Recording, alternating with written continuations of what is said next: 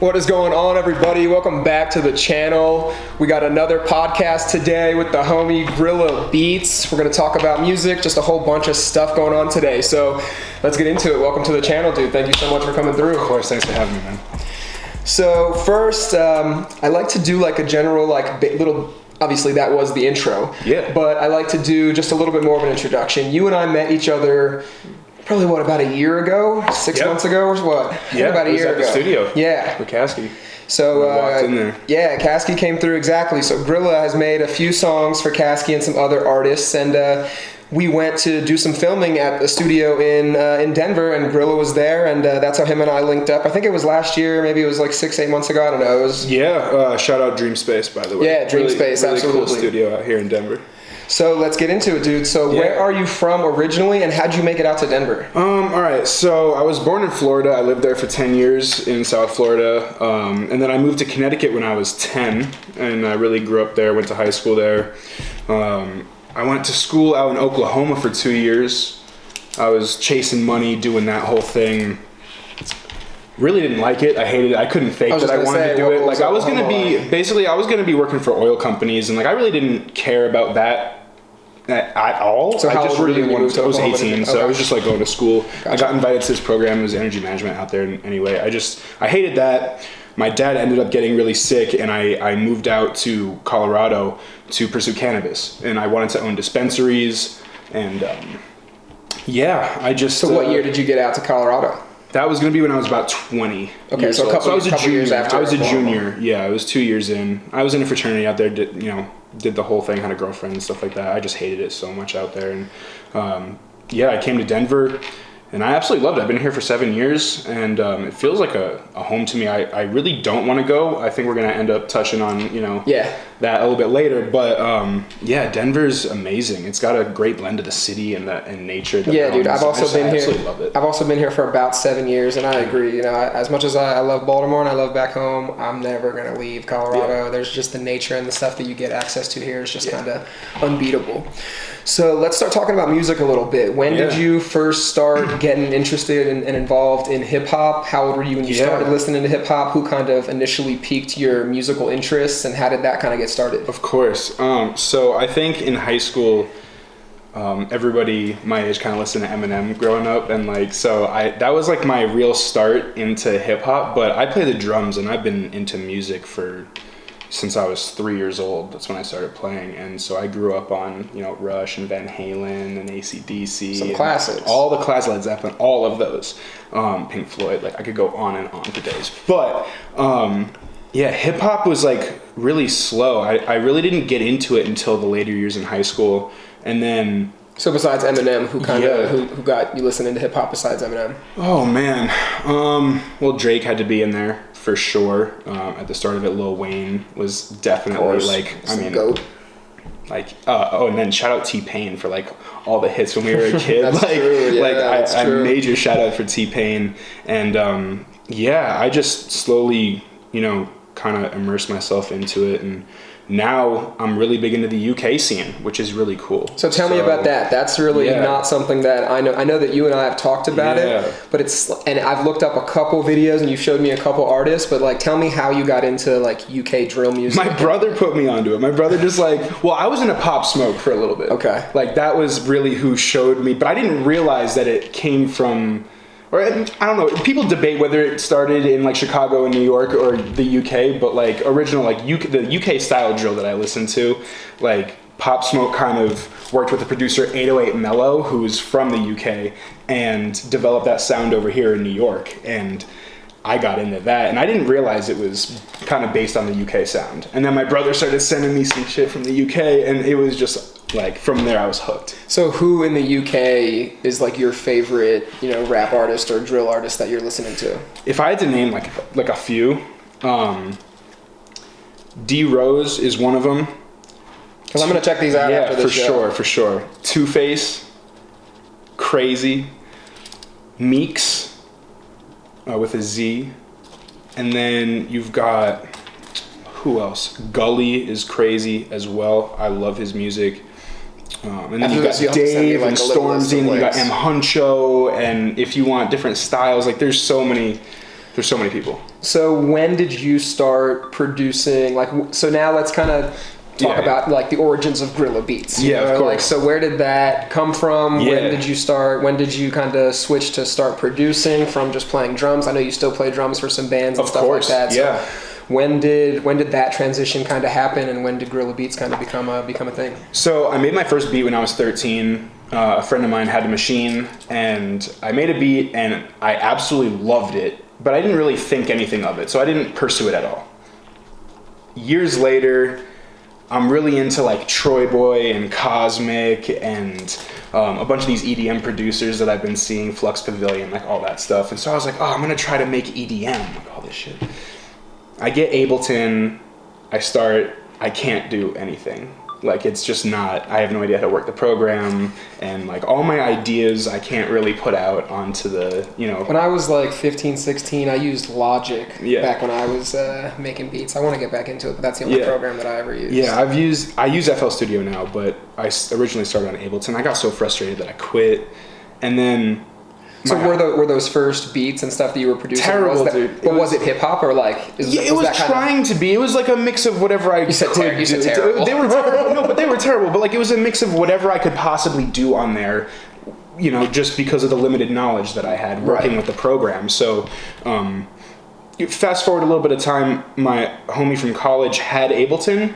And I would go to his house and he would work the program, and I would sit there and like actually make the beats, and I got hooked again. And then I was like, screw it, I'm gonna force myself to learn this. And over the next 3 to 4 years, I taught myself Ableton and started working with a lot of the local artists out here. So who in Colorado did you start working with after you kind of got a good footing with? Yeah, he used to do. So he goes by Benzo to Code right now, but his name when I met him was Malcolm Z, and he is one of the coldest lyricists and writers that I've ever met, and he's a homie of mine. He lives in Atlanta right now, and he really kind of gave me my first shot at working with an artist out here, and then through him I met DNA Picasso, and he put me on to a ton of artists out here. I was a drummer for Shaylin for a little bit, and so I met Kayla Ray, I met Rachel Bailey, I met Jay Triple. I met a bunch of female artists out here. Connections in the music scene in general. A bunch of people. And then I started working with A. Neezy and Barbershop Uncut a lot. And there's a ton. I work with Trace Chapman now, and there's a ton of artists. So let's fast forward a little bit. I know that 2022 has been like a major kind of year so far for you and your career, especially music and production-wise and everything going on. And congratulations for that. I really appreciate that. So let's kind of talk about kind of the origin story of how that came to be. I know that I think you told me when we were in the car a few months ago that you met Caskey just like in LA. I guess tell me how that kind of went down, because I know I don't think you were in Denver when you guys linked up. No, so my brother showed me Caskey's music a while ago, and I've loved it. I've been a fan of his. Shout out to your brother. Yeah, man. And I've been a fan of his. Yeah, and trying to get shout out Caskey too, of course.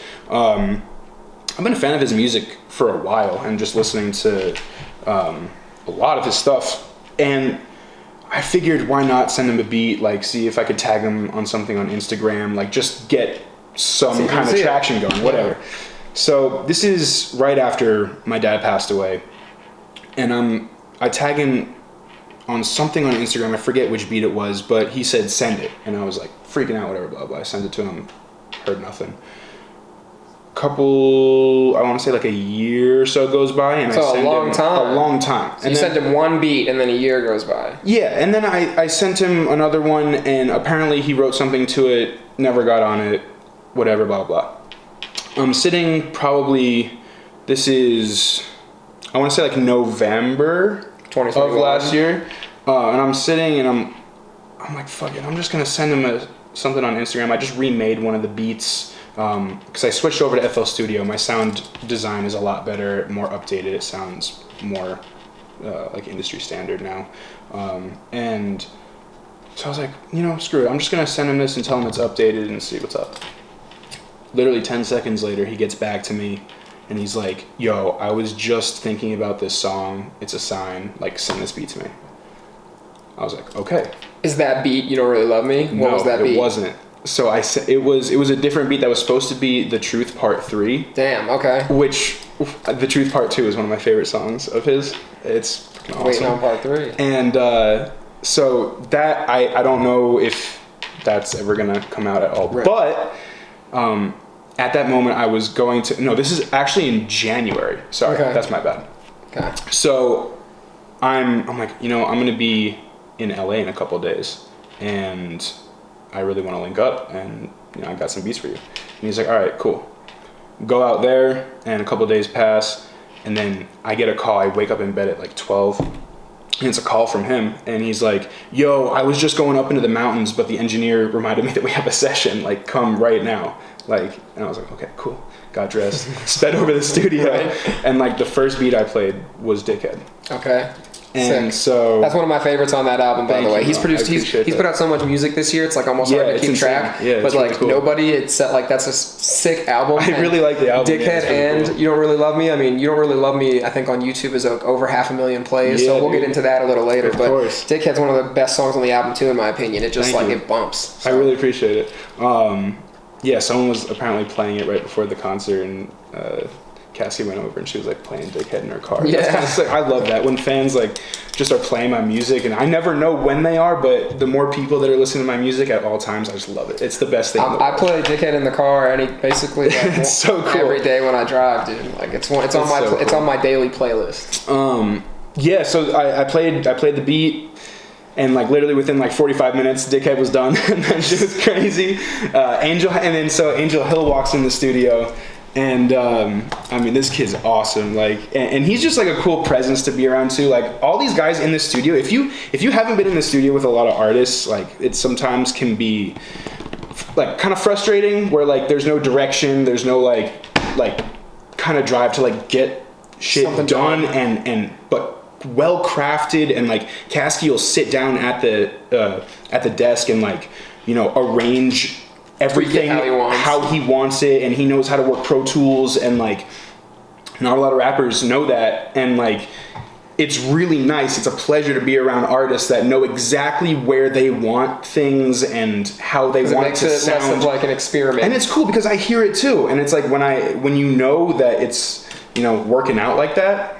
It's beautiful. It's awesome. I've seen him in the studio in the past, going back to 2019, and he's like so fast. It's like, really cool the way he writes. Yeah. It's really cool. I mean, 5, 10, 15, 20 minutes maybe max, like shit's done, like you said. And then, so a couple more beats threw on the beat for You Don't Really Love Me.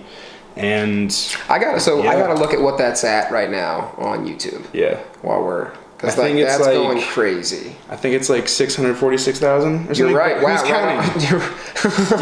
Who's counting? 3 months, 646,000. So that's gonna hit 1 million soon. Yeah. I really hope that would be really cool. Dude, that's honestly, it's not about that. Like I was thinking about that. It's really obviously it's not about that, but the more people that are listening to my music, it's so cool, man. It's got to make you feel great because like these are your first 2 like major, what I would call, I guess, pretty major placements, right? Yeah. For sure. He's definitely the biggest artist I've worked with so far, but I have plans. I have a lot of goals. I'm sure, dude. I really do. And so let's wrap up kind of the Caskey conversation. What did you think of the Batshit Crazy tour? I know that was a few nights ago. We were there a few nights, and what'd you think? I was there for 2 nights. That was my first time seeing Doobie too. Yeah, I was there in the Fort Collins at the Fort Collins show and at the Denver show, and it was awesome energy both nights. It was really, really cool to see. Sick. This is like the second time I think that I've got to see him kind of before a show, and it's cool because he always evolves his routine, and he's always like as an artist evolving, but like as a person too, which is really cool. And I hope that I can, and I try to be that way as well. Yeah. And it's just really cool to see like the evolution of him as an artist and me as an artist, and it's really cool to see. Yeah, it was a fun show, dude. So, what do you got going on next? I know you and I have talked about it again privately, but so you're talking about LA, right? You're going back to LA. Let's hear about kind of what you got planned for the rest of this year. Who else you kind of want to work with? What other artists are kind of on your radar? Of course. And what you got going on? Okay, so I do plan on, I hope that I can get a place soon and move to LA within kind of a month and a half. So pretty close. Yeah, I know a few people out there. One of my homies, Noah, is out there, and I met him out here. He's a house producer, engineer, beat maker, so you guys producer. can like kind of collaborate. And he's one of my best friends, and I know a few artists out there. I was, obviously hoping to get a beat tape with Tasty and work with Caskey more. But besides that, one of the artists that's on my radar is Russ, definitely. Oh, for sure. Dude. And he's fucking so blowing up. He's huge. He's one of the biggest.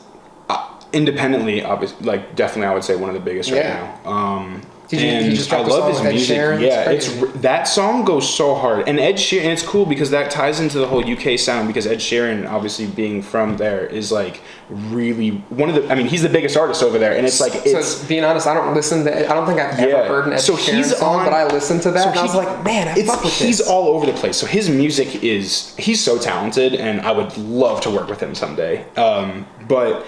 Yeah, his music he can rap, he can sing, like the song's really cool. It's really cool. Yeah. And I love his melodic choice and the way he goes about writing his songs is so cool. But who obviously brings that UK sound and blends it with American, which is and one of the coolest artists from America, which is Russ. And I know that it would be really really cool if I could link up with him. Also, Jack Harlow's on my list. Don Tolliver's on my list. I like exotic, like kind of more exotic artists that aren't exactly. I know people wouldn't put like Jack Harlow in that conversation, but that's true. But if you have a different sound, really cool. If you have a different sound and are willing to kind of stretch boundaries, I would love to work with you because sick. I want to sound different, but also. Well, any rappers out there, hit up GrillaBeatz. I'm gonna put his info will be in the description, his Instagram and all of that stuff. So feel free, link up with him, send him a DM. But to end this little podcast, I always like getting, as you know, you've been to the crib, we've talked about it before. I love art, so music, painting, really everything, all different types. So I wanted to get your reaction on a really fun piece. This is called A Wild Hair. This is so cool. Do a little 360 for you. So this is called A Wild Hair by Louis de Guzman. And Louis de Guzman's he's a pretty young contemporary artist. He's from Chicago, and I also know you're a big sports fan. Yeah. He recently did a permanent installation at Wrigley Field. That's so cool. As like a new. I've never been to Wrigley, but obviously I haven't either. But he did a bear installation. It's a permanent sculpture there now. That was just unveiled like a few weeks ago, I think. He's one of my favorite artists, and they did this to commemorate the 80th year anniversary of the creation of Bugs Bunny. Dude, so what do you think? Like growing up, like Looney Tunes is obviously like a huge part of my childhood, and I think this is like obviously this is so sick to see this rendition of it because I don't really know what it's based on, but the shapes are so cool and the color choices are absolutely perfect in my opinion. I don't know, like it's so that's really, kind of Louis de Guzman's pastel style. Like, is it more like pastel? Does he do like a lot of pastel work, or is it? He does like what I would call like deconfiguration. Yeah. And like the way he decides and the way he chooses to like separate classic characters and how they separate into pieces and the colors and the way it pops, and it just brings a whole like different layer of life to the piece. I just think it's so cool. Have you ever heard of the Bodies exhibit? I have not. Oh wait. Like where they fan basically like they have like all the it's like when you said like a deconstructed version of that, it like it totally reminded me of when I went to see the Bodies exhibit. Sick. It's so sick. Yeah, it's really really cool. So he also did a print version. Well, he did like a main painting of this. Yeah. And then he released prints. I also own some of the prints, but this sculpture is just one of my favorites. And dude, I just wanted to get your reaction and just I'm gonna have to look up more of his stuff for sure. Yeah, man, Louis de Guzman is one of my favorite artists. Yeah, it's a beautiful piece. That's awesome. Thank you. So, dude, thank you so much for coming on the show. Thank you so much for having me, man. I appreciate it, guys. Hope you enjoyed. Take it easy. Hit that like, hit that subscribe button. We'll see you guys in the next episode. Peace. Grilla on the beat in the house. Yo, that's good. About to get in the fucking kitchen. Tasty ain't here, but we're cooking up some food. Hey. And probably do zucchini next and then heat it up again at the end. Throw the steaks on, baste them, garlic, butter, salt, pepper, rosemary. And then we're cooking.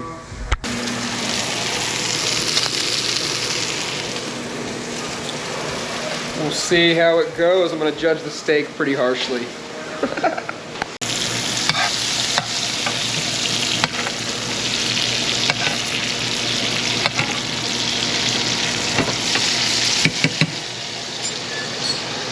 Yeah.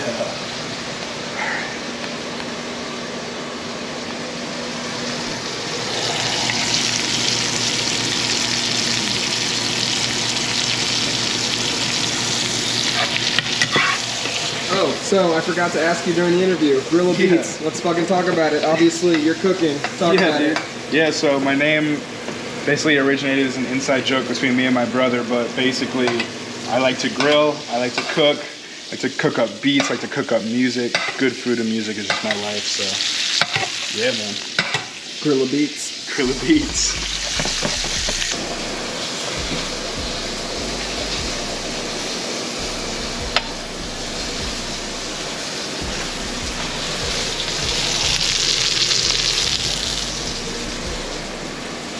Yeah, let's go. All right, that's a wrap. Solid, very good steak, solid meal. Big shout out to the homie Grill on the Beats. Thank y'all for tuning in. Peace, till next time.